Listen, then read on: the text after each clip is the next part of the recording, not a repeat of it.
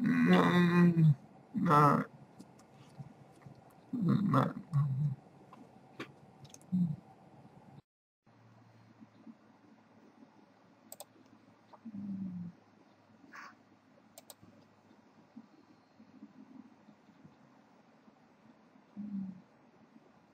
As illustrated by the attention I received for interpreting during Hurricane Sandy, deaf communication really fascinates the hearing population. Growing up a child of deaf adults, it took me a long time to accept the wonderment others experienced when they see sign language being used. When I was young, I'd become frustrated when patrons in restaurants or grocery stores would stare at my family while we were trying to have a conversation. Being naive, I didn't know that their stares were not meant to be insulting. I didn't realize that most hearing people have no communications or interactions with deaf people. It never even occurred to me that most don't know how.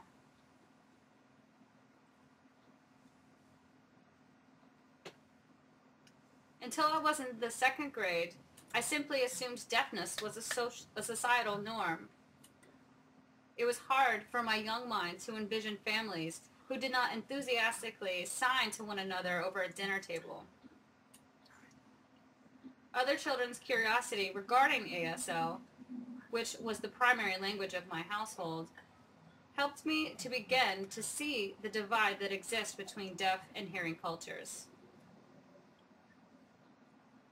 I feel such an innate connection with the 38 million deaf and hard of hearing individuals living silently among America's hearing population.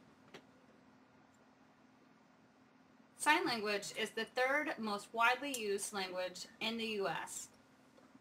Yet deaf and hard of hearing accommodation remain frightfully scarce. How is it that in 2013 we have not created a cultural melting pot where deafness is, as far for so long I believed, a normal aspect of life?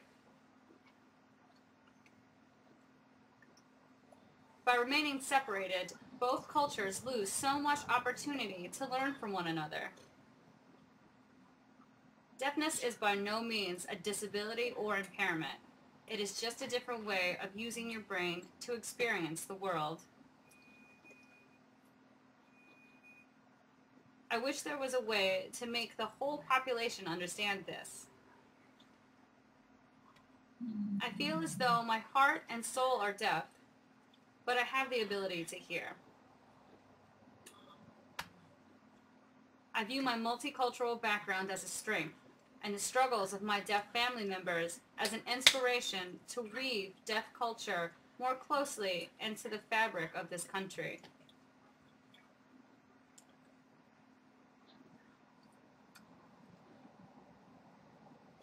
Ultimately, I would love to help society let go of their misconceptions, and one of the best ways to do so is to keep pushing for all-inclusive events.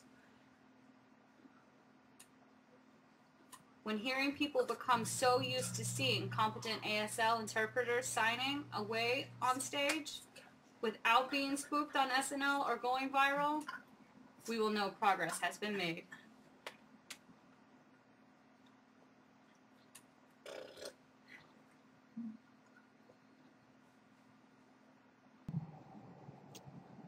Since being on national television, I have received so much unexpected attention. Attention from the media, from my friends, from total strangers. It's very flattering, if not a bit overwhelming. Of course, the first thing people want to ask about is my experience interpreting for Mayor Bloomberg. Let me say first and foremost that the opportunity to serve New York City's deaf and hard of hearing community during a time of crisis was one of the highest honors I have ever achieved.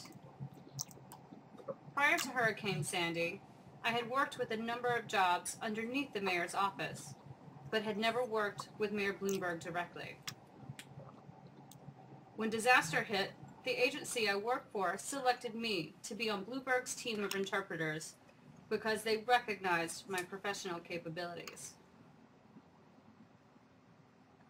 I take a lot of pride in that. I was chosen to be a voice, reaching out to both the hearing and hard of hearing community, saying, we are all in this together.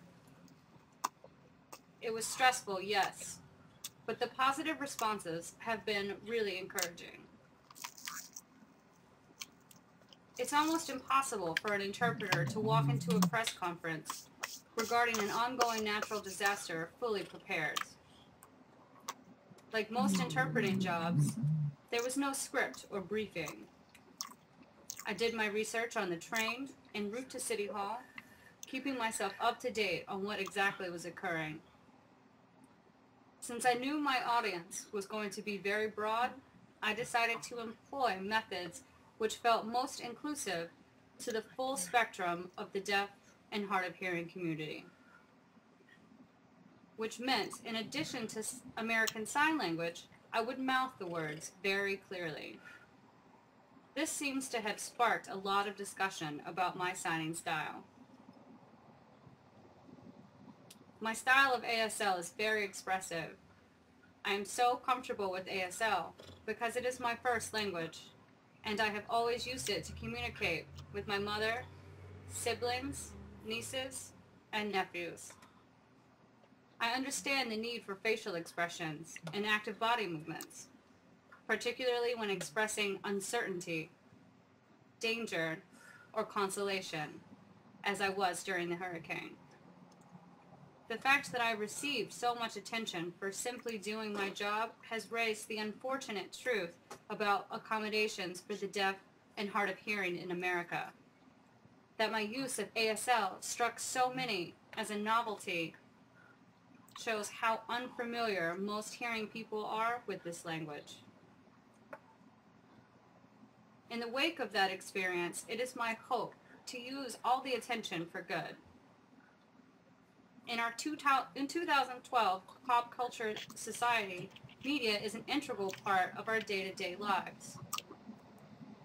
I strongly feel that the universe put me in the media spotlight, not for fame, but to educate my fellow Americans about the 48 million deaf and hard of hearing citizens living in this country, and break down the communication barrier between us all. I feel very passionately about bridging the communication gap that has existed for far too long, and I am blessed with the opportunity to be the liaison between two wonderful cultures.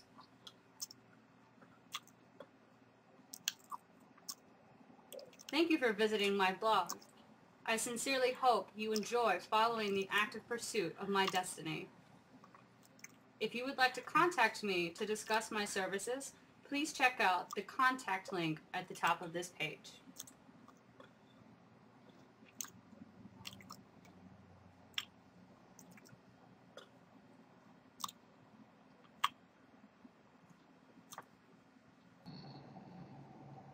Imagine you are hosting an event and a deaf individual approaches you, inquiring about deaf, hard of hearing accommodations.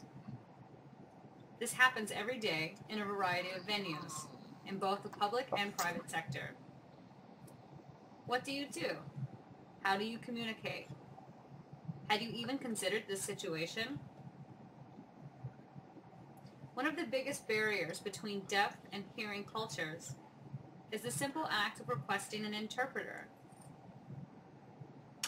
Many hearing individuals, as discussed in my previous post, have very little interaction with deaf, hard of hearing people in their daily lives. When they do encounter someone who requires accommodation, it can feel like a challenge to locate the proper resources. Even more challenging, but equally important, is ensuring you find a high-caliber ASL interpreter for the event. The first step in hiring a sign language interpreter is seeking out a local agency which specializes in ASL. I strongly advise looking for a deaf-owned or interpreter-owned provider. Here in NYC, There are some large agencies which hire out interpreters for a variety of languages.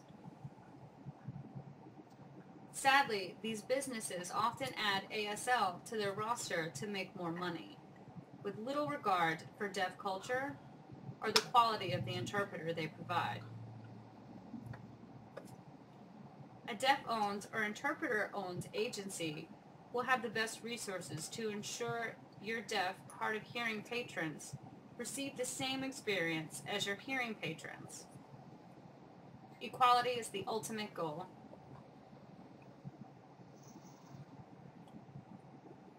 When you call the agency, be as specific as possible regarding your interpreting needs. Letting the agency know exactly which type of situation they will be accommodating helps to better match you with a qualified interpreter. For example, in a hospital setting, it would be advantageous to hire an interpreter who could not only communicate with both doctors and patients, but one who is also emotionally and mentally prepared to deliver medical news to a patient's family. If you are able to provide the agency with as much information as possible prior to your event, they can help an interpreter with some background in the field and allow them to brush up on relevant terminology. A provider who is knowledgeable requires much less preparation and is capable of providing a much richer interaction.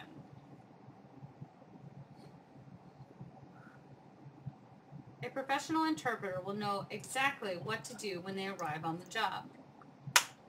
They will ask appropriate questions regarding standing and seating arrangements and will request any pertinent info prior to the start of your event. It is a great idea to have an outline ready for your ASL interpreter, which would have key topics, any industry-specific jargon, and a list of important names, places, or figures. The federal government provides financial assistance for businesses to provide deaf, hard-of-hearing accommodation. The Americans with Disabilities Act requires that equal access be provided to persons with disabilities by all public entities, government offices, public schools, etc., and by all services which are provided to the public at large, doctors' offices, lawyers, etc. Generally, this means that such entities are required to pay for sign language interpreting services. To assist businesses with complying with the ADA, Section 44 of the IRS Code allows a tax credit for small businesses, and Section 190 of the IRS Code allows a tax deduction for all businesses.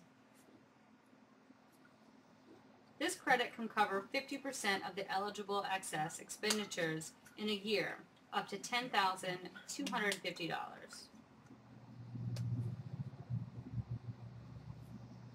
While provisions may be required by law, it is up to you whether your deaf, hard-of-hearing patron will receive the same quality of service you offer your hearing patrons. It is prudent to find an interpreter with more than just the national certification. Strong background knowledge, diverse field experience, and cultural competence will go a long way in providing equal accommodations and curbing the oppression of deaf, hard-of-hearing individuals. Currently, in the greater New York City area, there is 1 deaf-owned and 4 interpreter-owned providers, including myself. For more information about my interpreting services, please contact me.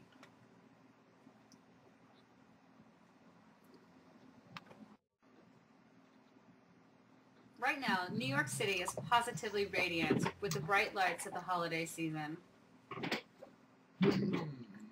This time of year, many people travel great lengths just to share food and laughter with their loved ones.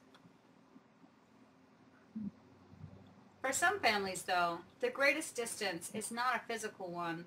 It's the barrier of communication.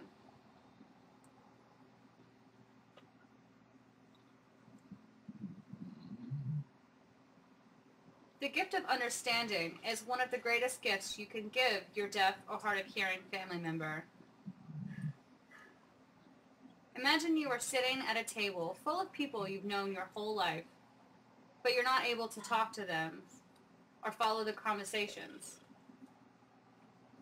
Imagine you're not able to participate in the storytelling or the memory sharing or any of the fun gossiping which we cherish so much about these gatherings.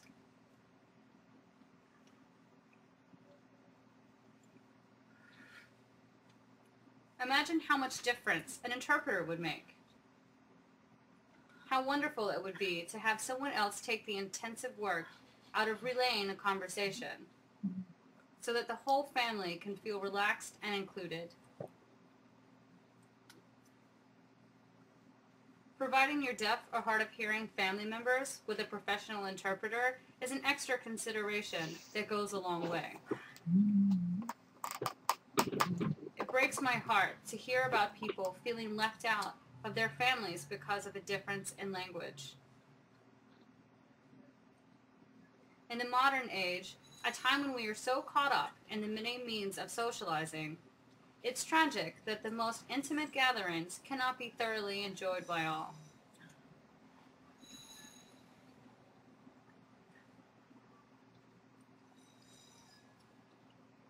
Beyond hiring an interpreter for your family events, actually learning ASL is the gift that keeps on giving. Imagine the joy on your deaf family member's face when you begin signing to them.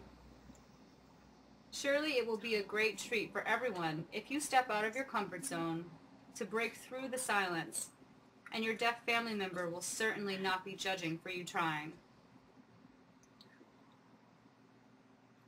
In fact, you'd be surprised how bonding this experience can be.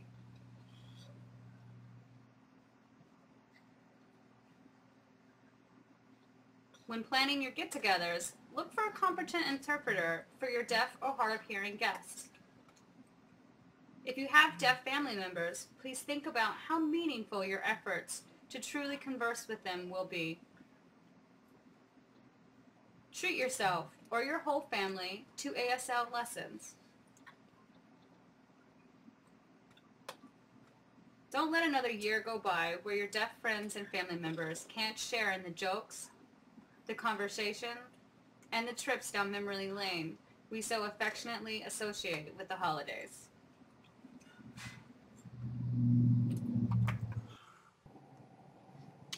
No.